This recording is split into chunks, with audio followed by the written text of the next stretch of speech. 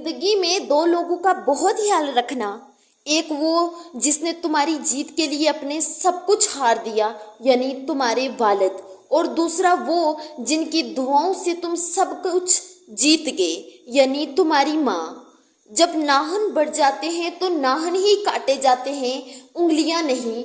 बिल्कुल इसी तरह जब किसी रिश्ते में गलत फहमियाँ पैदा हो जाती हैं तो गलत फहमियाँ ख़त्म करनी चाहिए, रिश्ते नहीं।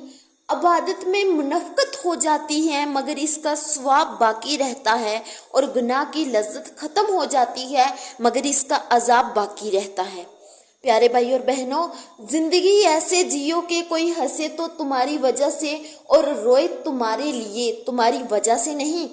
किसी से इतनी नफरत ना करो कि कभी मिलना पड़े तो मिल ना सको, और किसी से इतनी मोहब्बत भी ना करो कि कभी तन्हा जीना पड़े तो जी ना सको।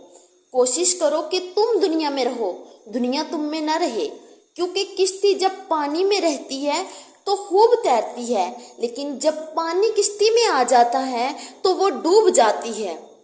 वालिदैन और दरख्त जब बूढ़े हो जाते हैं तो इनकी छाँव ज़्यादा घनी हो जाती है। कब्रिस्तान के बाहर लिखा था, मंजिल तो तेरी यही थी, जिंदगी गुजर गई आते आते, क्या मिला इस दुनिया से कुछ भी नहीं, लोग छोड़ के जाते जाते।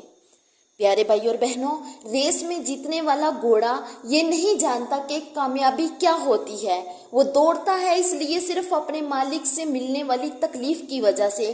तो कभी तुम खुद को तकलीफ में पाओ तो समझ लेना कि तुम्हारा रब चाहता है कि जीत सिर्फ तुम्हारी हो। इसी तरह भाई और बहनों, वक्त दिखाई नहीं देता मगर बहुत कुछ दिखा देता है। अपने गम हर किसी को मत बताएं, क्योंकि मरहम हर घर हो या ना हो, लेकिन नमक हर घर में ज़रूर होता है। प्यारे भाई और बहनों, फजर की नमाज खुद पर लाजम कर लो, क्योंकि ये शैतान के खिलाफ दिन में तुम्हारी पहली फतह और कामयाबी है।